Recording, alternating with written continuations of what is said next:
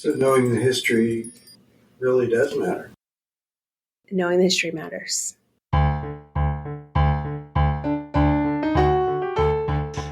Phil had mentioned that the Kentucky case in 1980, Stone v. Graham, after 191 years of having the Ten Commandments in classrooms, the Stone v. Graham court said we're not doing that anymore. Now, as Matt mentioned, that's been dumped now, that the limit test is gone. But this is actually what was hanging in the Kentucky classrooms. That is the Stone v. Graham. This was given me by a legislator from Kentucky who passed that initial bill. And so the bill that Phil has introduced reflects this. And as it describes the Ten Commandments, this is what was hanging in the Kentucky classrooms. And as Phil mentioned, this looks exactly like what we have on the Capitol grounds. This is traditional historical stuff, and that meets the test that the court has now given us for what can be done. So it's hard to say that anything's more traditional in American education than was the Ten Commandments, going back to the very first textbook and going up through the 20th century. That was David Barton testifying before the Texas Senate Education Committee in 2023. The Supreme Court case Barton referred to, Stone v. Graham, decided in 1980 that the method of displaying the Ten Commandments in Kentucky classrooms was an establishment of religion and therefore a violation of the First Amendment. Over 2 decades later, McCreary County, Kentucky schools made another attempt to include the Ten Commandments in schools, which provoked a challenge from the American Civil Liberties Union. In McCreary County v. ACLU, the Supreme Court of 2005 found that McCreary County's method of using the Ten Commandments was distinctly religious, and to a reasonable person gave the appearance of establishing religion in violation of the First Amendment.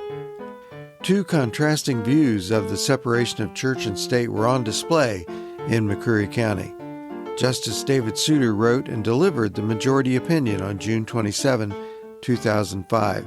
Here's a short clip of Souter's presentation. Finally, a word needs to be said about the dissent in this case.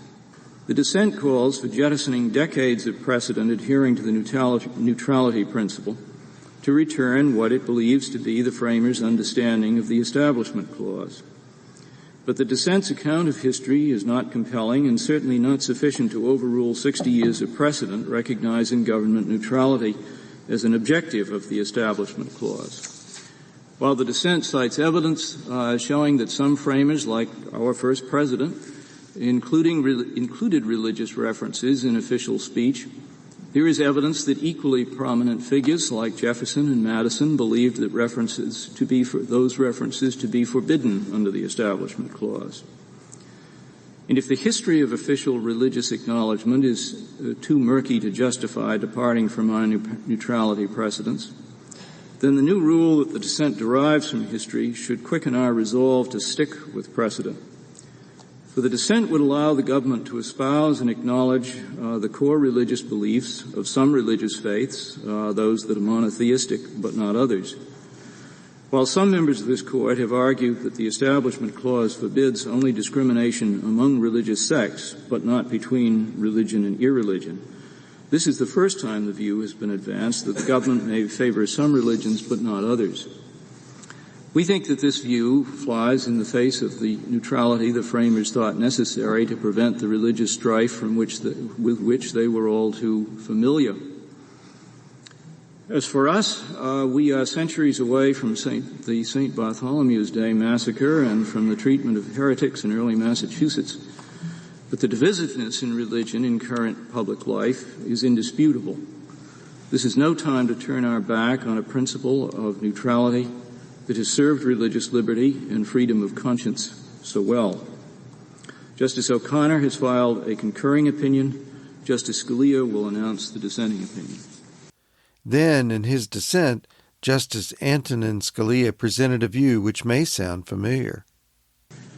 That is one model of the relationship between church and state, a model spread across Europe by the armies of Napoleon and reflected in the Constitution of France, which begins, "France is a secular republic. Religion is strictly excluded from the public forum." That is not and never was the model adopted by America. George Washington added to the form of presidential oath prescribed by Article 2 of the Constitution the concluding words, "So help me God." The Supreme Court under John Marshall opened its sessions with the prayer, "God save the United States and this honorable court." The first Congress instituted the practice of beginning its legislative sessions with a prayer. The same week that Congress submitted the Establishment Clause as part of the Bill of Rights for ratification by the states, it enacted legislation providing for paid chaplains in the House and Senate. The day after the First Amendment was proposed, the same Congress that had proposed it requested the President to proclaim, quote, "a day of public thanksgiving and prayer to be observed by acknowledging with grateful hearts the many and signal favors of Almighty God." With all of this reality and much more staring it in the face, how can the court possibly assert, as it does in today's opinion, that, and I quote, "the First Amendment mandates governmental neutrality between religion and non-religion," and that, quote, "manifesting a purpose to favor adherence to religion generally is unconstitutional"? Who says so? Surely not the words of the Constitution. Surely not the history and traditions that reflect our society's constant understanding of those words. Surely not even the current sense of American society. Nothing stands behind the court's assertion that governmental affirmation of America's belief in God is unconstitutional except the court's own say-so. In the 5-4 decision, one of the votes to strike down Kentucky's use of the Ten Commandments in schools was cast by Sandra Day O'Connor. In a separate concurring opinion, she posed a shrewd question. Quote, "Those who would renegotiate the boundaries between church and state must therefore answer a difficult question. Why would we trade a system that has served us so well for one that has served others so poorly?" End quote. Wow, what a fantastic question. We'll come back to it throughout this segment. On the opposing side, Justice Scalia's dissent anticipated a 2024 Supreme Court which seems intent on degrading the wall of separation. In recent state and religion cases, the court has developed a history and tradition test akin to what Scalia suggested in his McCreary dissent. Quote, "With all of this reality and much more staring it in the face, how can the court possibly assert that, quote, the First Amendment mandates governmental neutrality between religion and non-religion, and that manifesting a purpose to favor adherence to religion generally is unconstitutional? Who says so? Surely not the words of the Constitution, surely not the history and traditions that reflect our society's constant understanding of those words." End quote. I ask, which history and whose traditions? In the clip I played, Scalia listed several instances from the founding era which indicated government approval of religion. In his dissent, Scalia selected the events which supported his point. In fact, there are many events in history we could look to. We could look to chaplains in the Congress or the Treaty of Tripoli, which declared that the United States was not in any sense founded on the Christian religion. We could look to George Washington's prayer and fasting proclamation or Thomas Jefferson's refusal to issue one. Which history shall we use? In her concurring opinion, Justice O'Connor may have been thinking of Scalia's dissent when she wrote, quote, "It is true that the framers lived at a time when our national religious diversity was neither as robust nor as well recognized as it is now. They may not have foreseen the variety of religions for which this nation would eventually provide a home. They surely could not have predicted new religions, some of them born in this country. But they did know that line drawing between religions is an enterprise that, once begun, has no logical stopping point. They worried that the same authority which can establish Christianity in exclusion of all other religions may establish with the same ease any particular sect of Christians in exclusion of all other sects. The religion clauses, as a result, protect adherents of all religions, as well as those who believe in no religion at all." End quote. If a history and tradition test alone is our guide, how do we accommodate changing demographics and viewpoints? Which tradition and history do we use? Most of the founders were Protestant. Might a future court use the history and tradition test to disadvantage Scalia's Catholicism? In 2005, the majority also appealed to history, but in addition declined to endorse a public religious expression simply because some founders did so on occasions. This approach, O'Connor believed, protected the rights of, quote, adherents of all religions as well as those who believe no religion at all, end quote.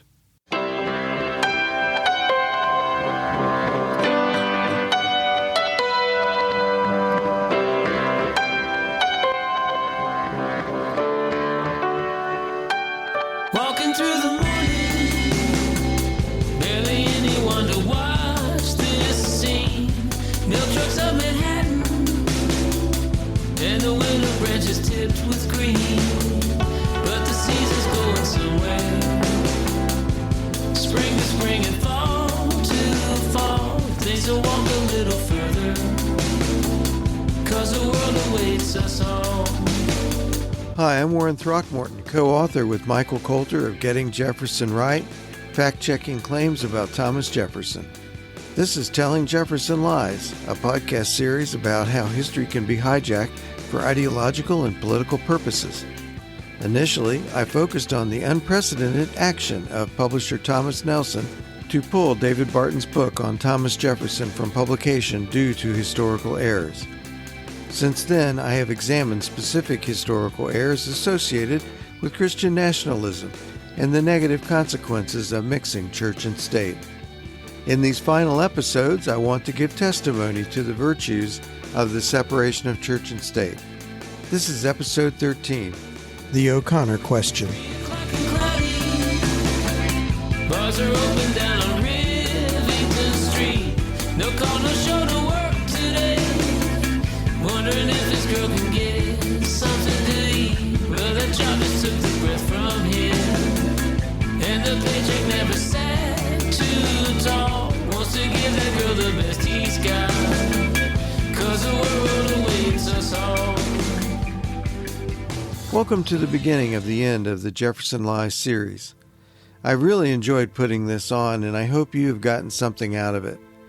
If you've been with me from the start, you know that there have been two broad parts to the series. The first part involved me as a participant observer reporting on my work, fact-checking David Barton's Christian Nation stories. In the second part, I shifted to presenting my opinion about the problems of Christian nationalism. I realize that exposes a potential limitation. This series comes from my point of view.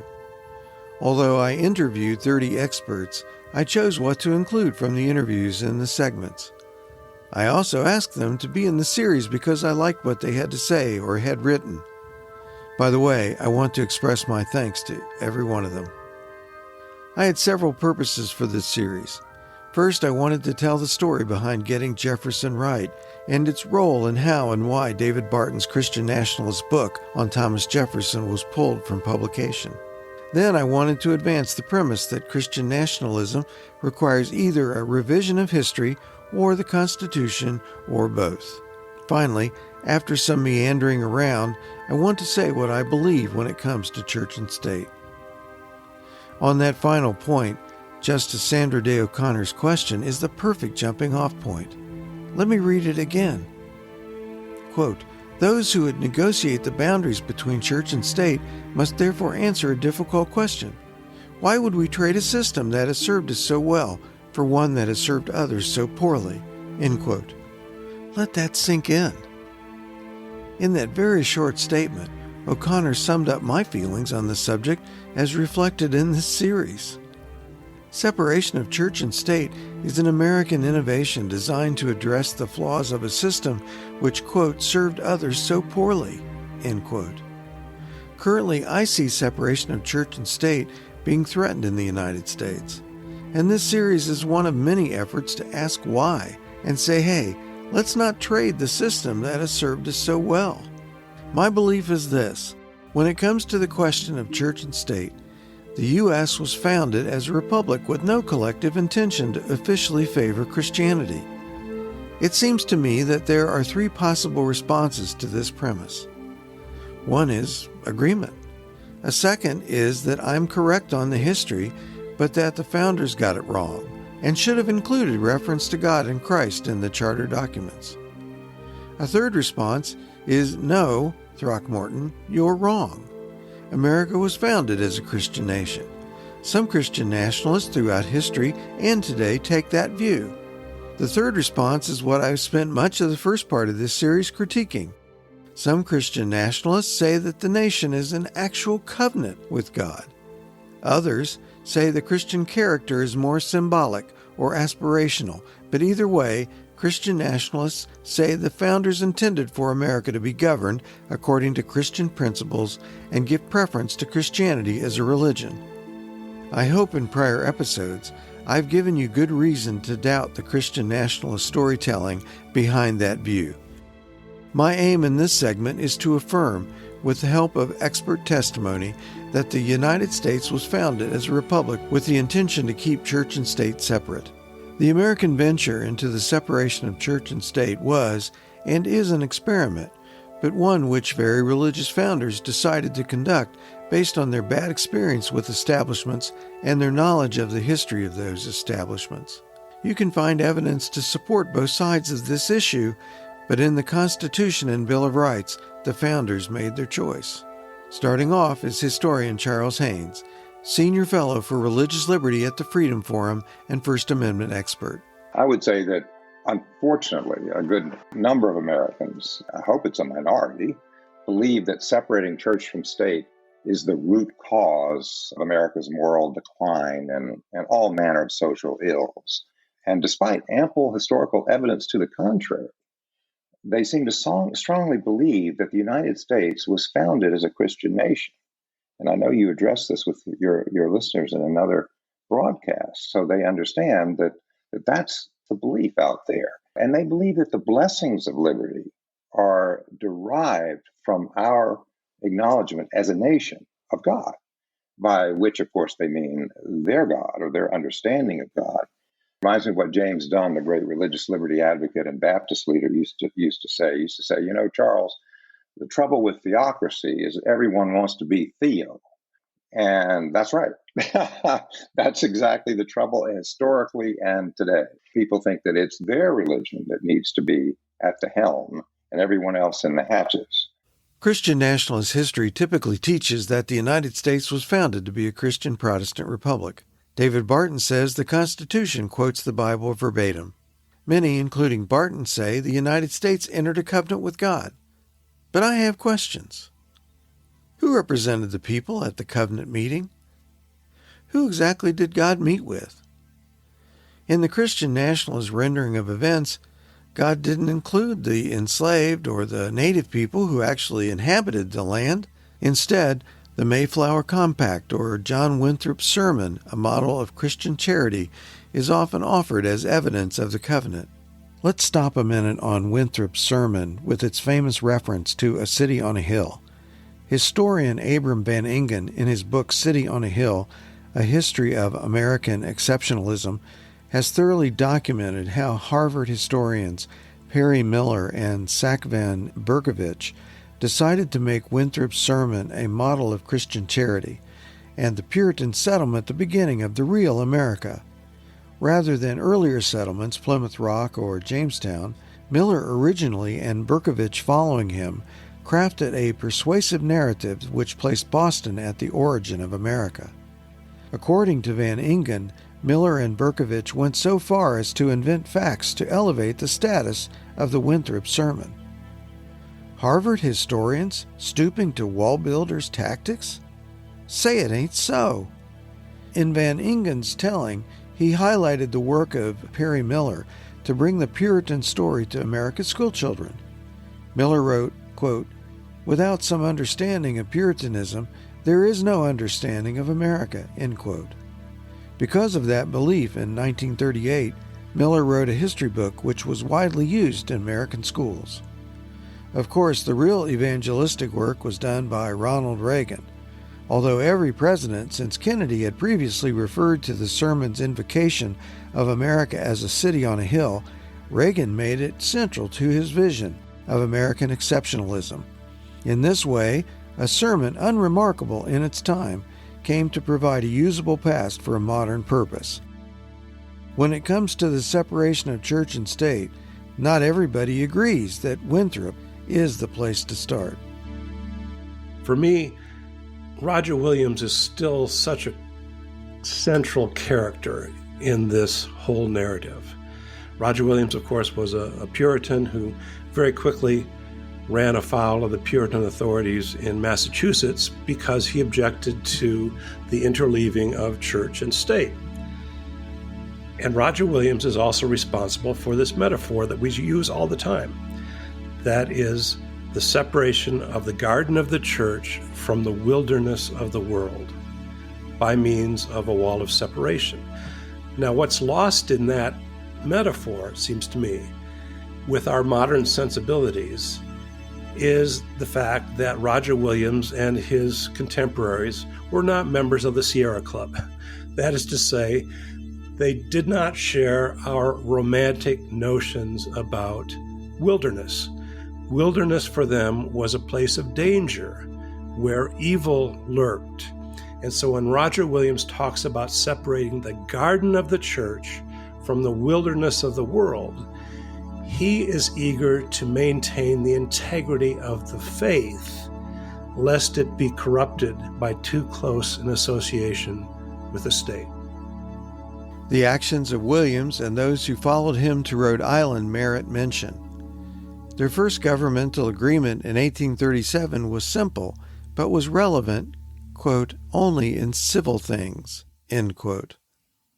Let me read the entire agreement.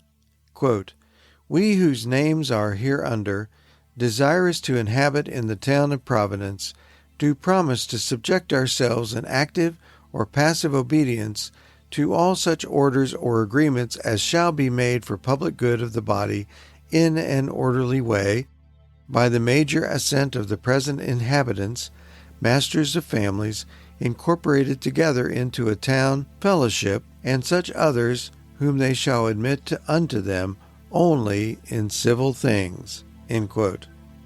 The Annals of the town of Providence commented, quote, "Here then was established a Christian community based upon the great principles of perfect religious liberty as contended for by Mr. Williams, both at Salem and at Plymouth."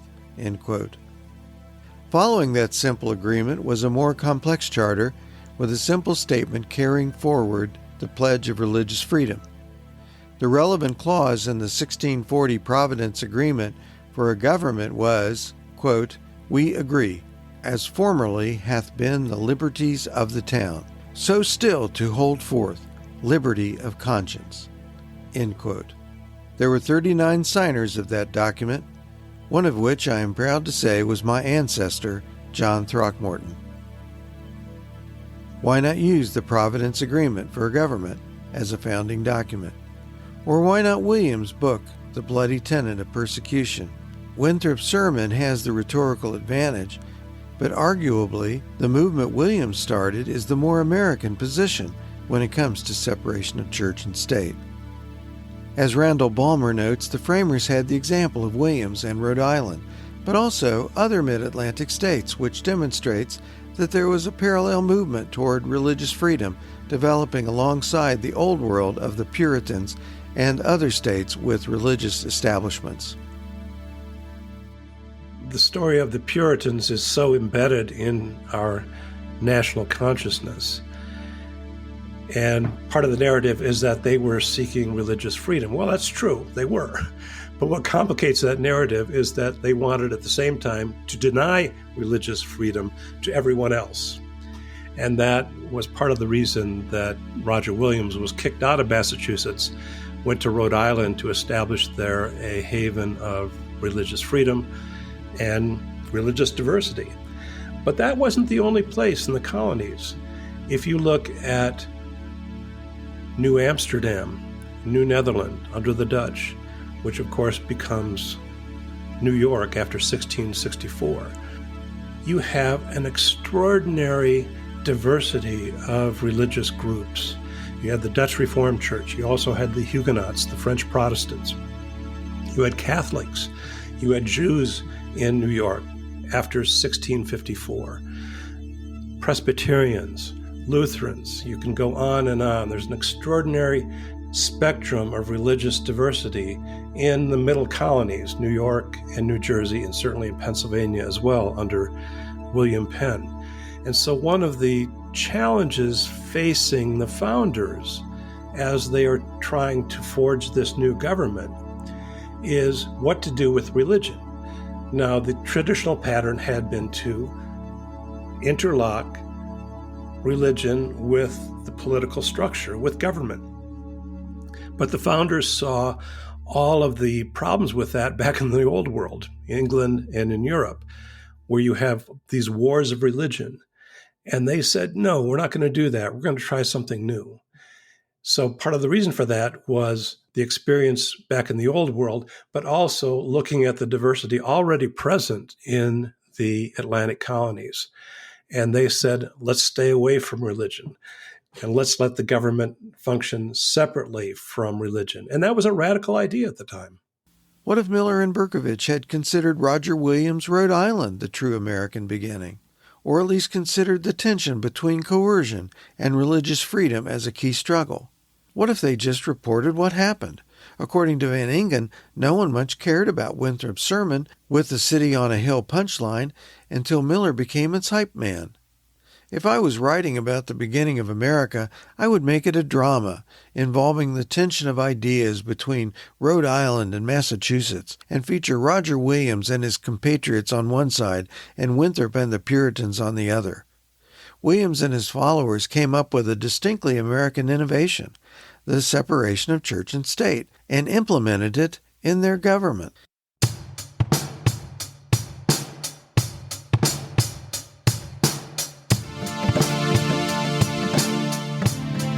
Moving on to the founding era, Notre Dame University history professors emeritus Mark Knoll and George Marsden have reminded us in prior episodes that it isn't plausible to think America could be a Christian nation with such an unchristian beginning.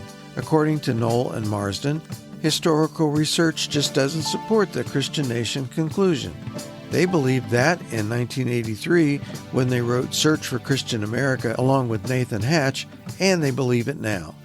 First Mark Knoll, then George Marsden. The conclusion was not that the founding of the United States was completely secular, not that it was dominated completely by 18th century Enlightenment thought, but that the Christian influence was one of many influences such that claiming that the United States was unusually or even uniquely Christian in its origin was just a historical mistake. So what we have in the book, quite a bit of evidence, and most of it, I think, I would maintain to this day.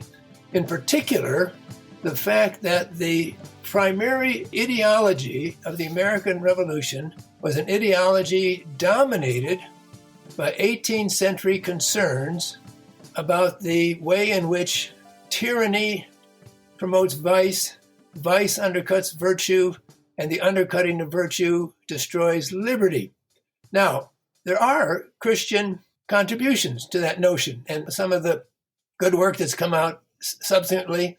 I'm thinking of a book by Nicholas Miller, who was one of my students at Notre Dame, but who convinced me that there were some strong dissenting Protestant contributions to the formulation of the First Amendment, for example. And there other historians have pointed out that there are traditions, particularly in Calvinist thought, of resistance to rulers that move toward tyranny. Yes, I want to include that. We have a little bit of that in the book. But to think that the founding of the United States was somehow uniquely or unusually or outstandingly Christian is just a mistake. The founding of the United States was due to as much conspiracy thinking, as much abuse of the Bible as good use of the Bible, as much demonization of opponents as it was honorable actions, and as much sheer hypocrisy as anything in the 18th century. There were a few people in England and actually a few in the American colonies who said, you Americans, you patriots are worried about liberty. Well, good for you to worry about liberty, but why? Why, if you're so concerned about liberty, do you have hundreds of thousands of black slaves in the United States? Well, there was no answer to that question, except just to ignore it. And those kind of factors led us to conclude then, lead me to conclude now, that any serious attempt to understand the historical founding of the United States should recognize some Christian contribution, but should never think that the founding of the United States was uniquely or in a very special way a Christian enterprise. This is a point that St. Augustine made back in the time of the Roman Empire, that he said there's a city of God, which is the people that follow God and God's will and the way of Christ and the sacrificial, loving kind of ethic. And then there's the cities of the world, but they're all founded on displacing some previous civilization that was around, and by power and strength and violence, they enforce their will, and much of that will is controlled by selfishness. So as far as I can see, just in principle, you can't say there is a normatively Christian nation that we should go back to. What you have instead is a interesting and sometimes frustrating mix of Christian ideas with things that are very, very much sub-Christian. Another reason the U.S. didn't have a Christian beginning is due to the dehumanization of so many of God's children from the start. Historians Jamar Tisby and Troy Jackson call out Christian nationalist history for this weakness. First Jamar Tisby, then Troy Jackson. Follow the power. Whenever you're looking at history or theology, ask yourself, who does this empower? Who does this disempower? And I'm talking about the approach here. So in a person like David Barton, his approach to history, who does it empower? Who does it disempower? Whose stories does it tell? And how accurately? And to what effect? And so what's often the case, far-right scholarship, if you want to call it that, is it's enshrining a status quo or trying to revive what they believed was a status quo in a bygone era. This is the whole spirit of Make America Great Again. So there was a time in U.S. history when the United States was great, but follow the power. Great for whom is the question we must ask, which is always the immediate retort to Make America Great Again. For whom was it great?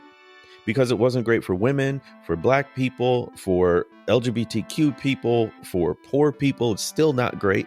So then again, who does this help? Who does this empower? Namely, white men. Barton has been doing this for decades.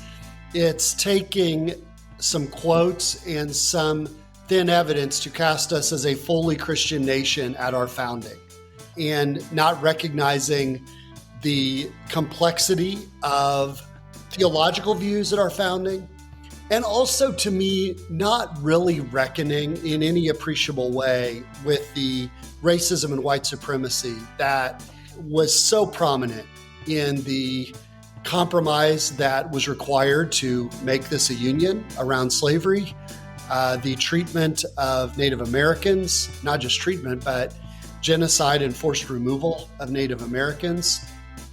There is in our founding a woven tapestry of amazingly sublime ideas that were violated in thought and praxis from the get-go, over and over again. So I think that becomes part of it. I think this rhetoric around Make America Great Again, and I'm probably the millionth person to say this, really is elevating a mythical past that never really existed. Or if it did, it was for the few and largely white men. Any history which makes the United States a nation with an exceptionally Christian beginning is incomplete and flawed. It is a white male history and not an accurate, complete one. But that is only one part of what I want to demonstrate. In fact, if you've come this far with me, I hope we're on the same page on that matter. It really isn't possible for a nation to be Christian, and even if it was possible, America didn't achieve it. But there is something more I want to say with the help from my guests. The majority of those who crafted and voted on the charter documents intended church and state to be separate in the federal government. Not everyone agreed about how that principle should be applied in every case, but when they voted for a system that prohibited a Christian republic. Charles Haynes says it better than I can. Many Christian conservatives seem to seek to restore an America they think has been lost, that reflects their faith, their values.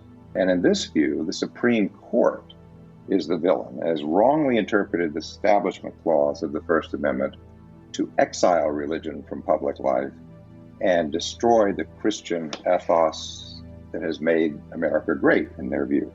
And they say separation of church and state, well, that's not even in the Constitution. You can't find it there. Now, that is, of course, not accurate, but that's what many Americans hear from the pulpit, and they believe. I guess they haven't read the Constitution recently because, of course, even before we get to the First Amendment, Article 6 tells us that there can be no religious test for public office under the Constitution. And I think we've lost the sense of how radical and revolutionary that was to found a nation that could never be, if you will, a Christian nation or a Jewish nation or a Muslim nation. Why? Because you can't require that the leaders be of that particular faith. So you can't possibly establish a Christian nation with no religious test for office. And the founders at the Constitutional Convention understood that. They understood that if they put it in there, then Roman Catholics, which many of them feared at that time, could never establish a Catholic country. That was the point. Why many of them voted for it, actually. Stop and think about that. In the ratification debates about the Constitution, this issue came up in several places. For instance, North Carolina delegate James Iredell defended the no religious test clause by saying the framers wanted to, quote, establish religious liberty in America, end quote.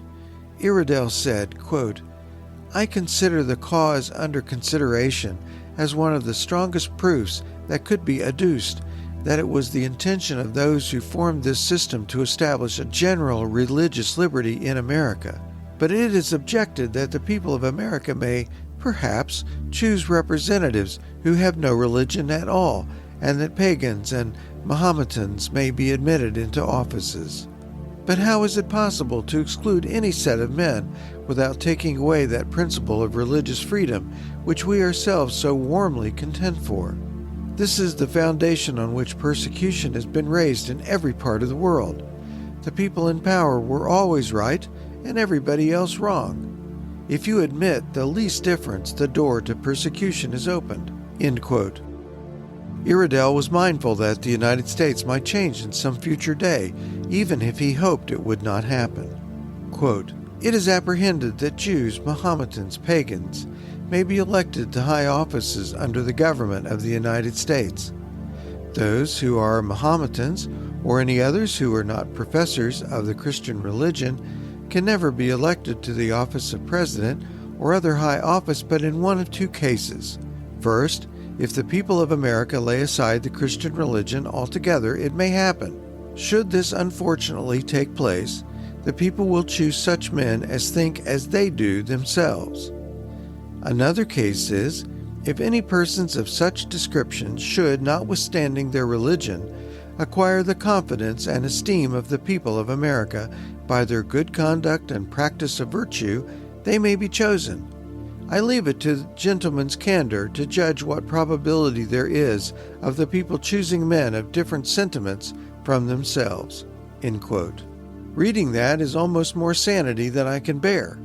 Citizens in the new nation were generally aware of the persecution in the Old World and in some parts of the New World where there were established churches in their states. There was a growing desire for religious liberty throughout the new nation, and the Constitution and Bill of Rights reflected that sentiment, even if every vestige of religious establishment didn't fade away immediately. By the way, Iredell eventually became a Supreme Court justice. In addition to being a justice, he may have been a bit of a prophet, as Rob Boston, communications director with Americans United for the Separation of Church and State, reminds us by paraphrasing Thomas Jefferson. I always loved the famous quote of his when he was reflecting on the Virginia statute for religious freedom and how its protections went beyond Christianity. It protected the Jew and the Gentile, the Hindu, the Mohammedan, the infidel of every denomination. You can't look at a quote like that and square that with Christian nationalists. A Christian nationalist did not say that thing. That is somebody who has a broad liberal view of religious freedom and, fascinatingly, anticipated the America that we would become. Okay, back to history with Dr. Haynes. Then we get to the First Amendment, and then it's explicitly laid out what kind of nation we're meant to be. It's not unclear. There's only 16 words, and they're very clear. And the Establishment Clause, the first clause of the First Amendment, bars government from any law doing anything respecting. And by that, the framers meant having to do with establishing religion. And this is exactly what separation of church and state is. It's the very definition of it. So the Establishment Clause is separation of church and state. So by prohibiting the federal government at that time, and then later prohibiting the states under the 14th Amendment, prohibiting the government from entanglement with religion, the United States broke with the precedents of history to create a secular republic that would protect religions from governmental interference and protect the state from religious domination.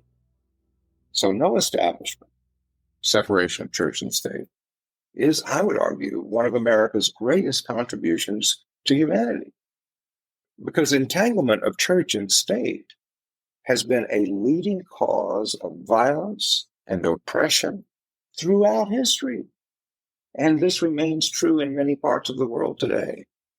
And that's why Thomas Jefferson and James Madison, and like Roger Williams before them in Rhode Island, defined true religious liberty as requiring two principles. Two, no establishment, getting the government out of the religion business, and free exercise of religion, ensuring that people of all faiths or no faith were free in matters of faith, to choose in matters of faith. Together, they believed these two principles would give us one freedom, religious freedom or liberty of conscience. More deeply, religious freedom is, of course, liberty of conscience for people who may believe in God or may not, or may have any number of deep convictions. It protects their right to have those convictions and practice them. So as a result, the United States has been spared largely from the endless cycle of holy wars that have caused rivers of blood to flow throughout history. And I would say thanks largely to the religion clauses of the First Amendment, religious freedom or liberty of conscience has thrived in the United States.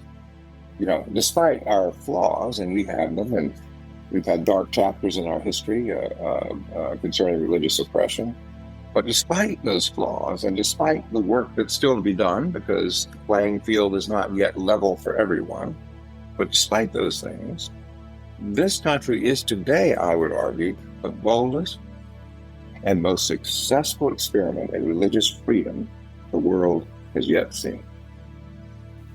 The historical point I want to make is that there was an old way and a new way, and gradually the new way won out. In broad terms, Williams and his Rhode Island pioneers started the fire, followed by several other states, as Balmer said.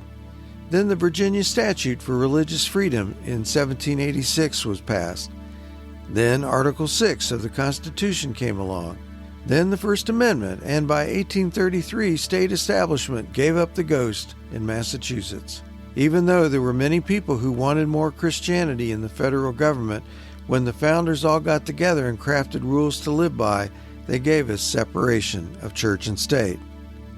Having satisfied myself and a good many listeners that separation of church and state is good history, I realize the doubters among us will not be able to get those George Washington and John Adams quotes out of their minds. Establishing that even the religious founders thought that separation was a good idea doesn't mean that everybody agreed and it was all settled.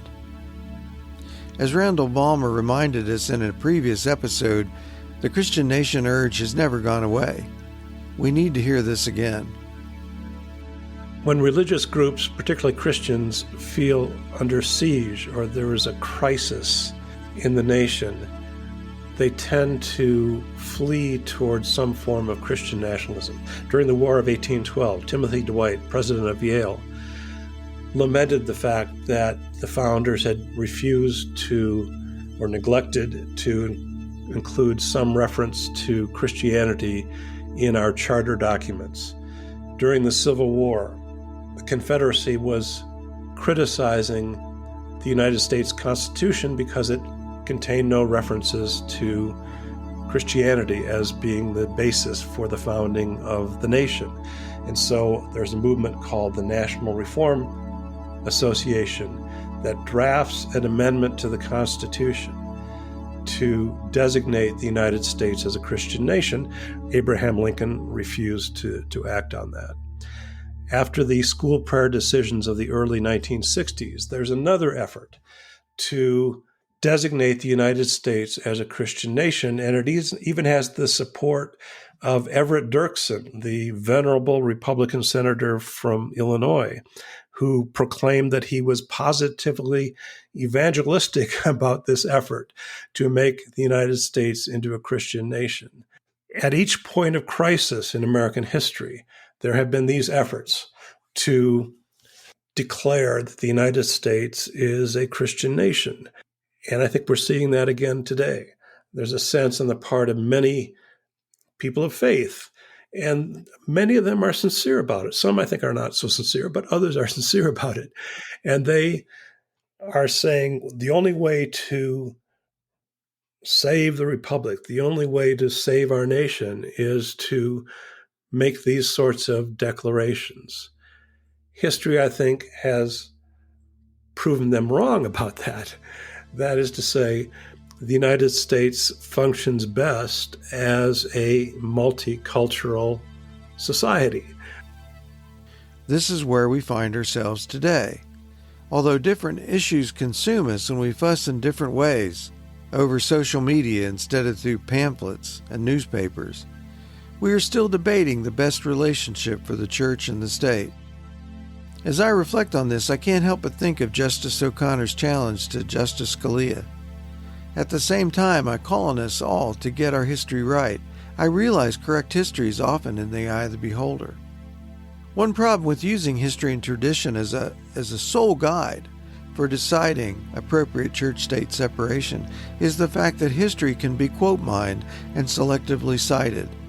Scalia did it in his dissent. Those on both sides of this issue can find quotes and events from the founding era which support them.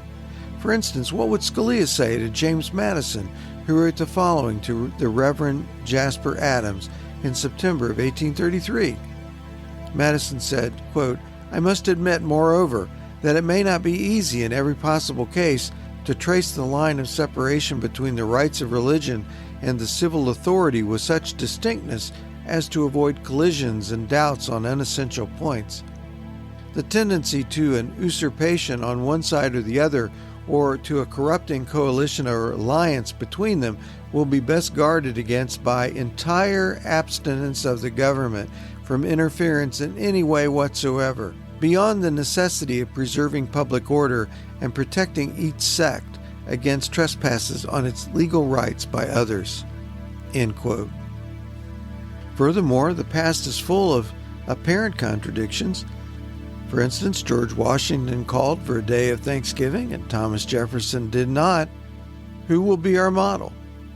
I submit we need a principle grounded in our charter documents, and to my eye, it seems like there are two broad perspectives.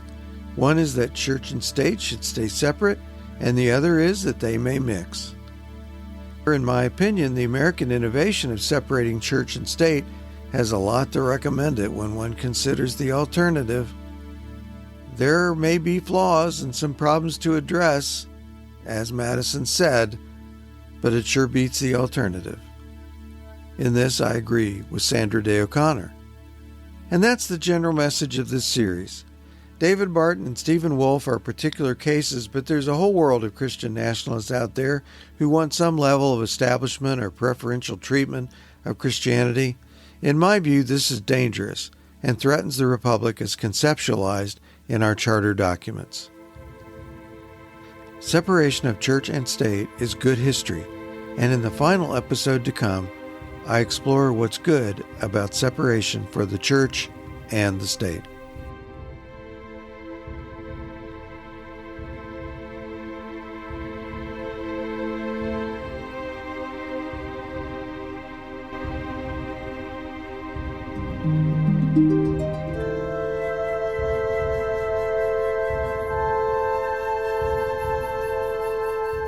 Today's closing song is Twisting History by Jonas Fair. Telling Jefferson Lies theme song is The World Awaits Us All by Roman Candle. Tune in to them wherever you listen to digital music. The series is written and produced by yours truly and brought to you by the second edition of Getting Jefferson Right, which I co-wrote with Grove City College political science professor Michael Coulter. See the show notes for more information and credits. The regular series will end today, but watch for occasional bonus episodes which I plan to post indefinitely. So it's still a good idea to subscribe. I also plan to post my entries from my blog, The Throckmorton Initiative, in a podcast format starting in May. See the show notes to find out how to subscribe for free. If you like the podcast, give us a lovely rating. And as always, thanks for listening.